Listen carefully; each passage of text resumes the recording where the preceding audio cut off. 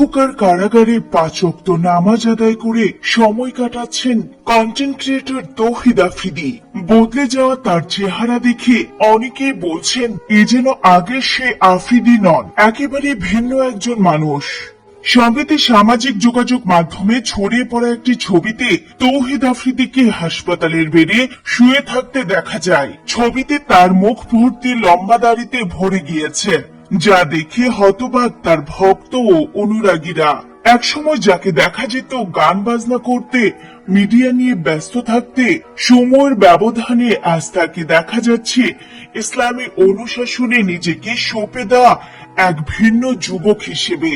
সূত্র জানায়, কারাগারে থাকার সময় থেকেই তৌহিদ আফ্রিদি নিয়মিত ৫ ওয়াক্ত নামাজ আদায় করছেন। ধর্মীয় অনুশাসনে মনোযোগী হওয়ার পাশাপাশি তার জীবনযাপনেও এসেছে বড় পরিবর্তন। এই পরিবর্তনে যেন স্পষ্ট হয়ে উঠেছে তার বর্তমান চেহারা ও আচরণে। এদিকে খাওয়া দাওয়া প্রায় বন্ধ করে দেওয়ায় অসুস্থ হয়ে পড়েছেন তৌহিদ আফ্রিদি। দীর্ঘ সময় খাবার গ্রহণ না করায় তার শরীরে দুর্বলতা ও পানি শূন্যতা দেখা দেয়। শারীরিক অবস্থার অবনতি হলে তাকে দ্রুত চিকিৎসকের তত্ত্বাবধানে নেওয়া হয়। বর্তমানে তিনি হাসপাতালে চিকিৎসাধীন এবং নিবিড় পর্যবেক্ষণে রয়েছেন। চিকিৎসকদের ভাষ্য অনুযায়ী অতিরিক্ত মানসিক চাপ, অনিয়মিত খাদ্যাভ্যাস ও শারীরিক দুর্বলতার কারণেই তার অসুস্থতা বেড়েছে। প্রয়োজনে চিকিৎসা ও স্যালাইন দেওয়া হচ্ছে তাকে। তৌহিদ আফ্রিদির এই বদলে যাওয়া জীবনধারা ও অসুস্থতার খবরে সামাজিক যোগাযোগ মাধ্যমে শুরু হয়েছে নানা আলোচনা।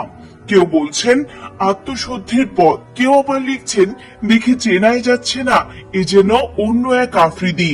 প্রসঙ্গত, কিছুদিন আগে জেলে থাকা অবস্থায় পুত্র সন্তানের বাবা হয়েছেন তৌহিদ আফ্রিদি। এখন পর্যন্ত সন্তানের মুখ দেখতে পারেননি তিনি। তো ভিউয়ার্স, আপনারা কি চান আফ্রিদি আবারও মুক্ত হয়ে তার স্ত্রী সন্তানের কাছে ফিরে আসুক, নাকি তার বাকিটা জীবন জেলেই কাটাক? মূল্যবান মতামত কমেন্ট করে জানাতে ভুলবেন না।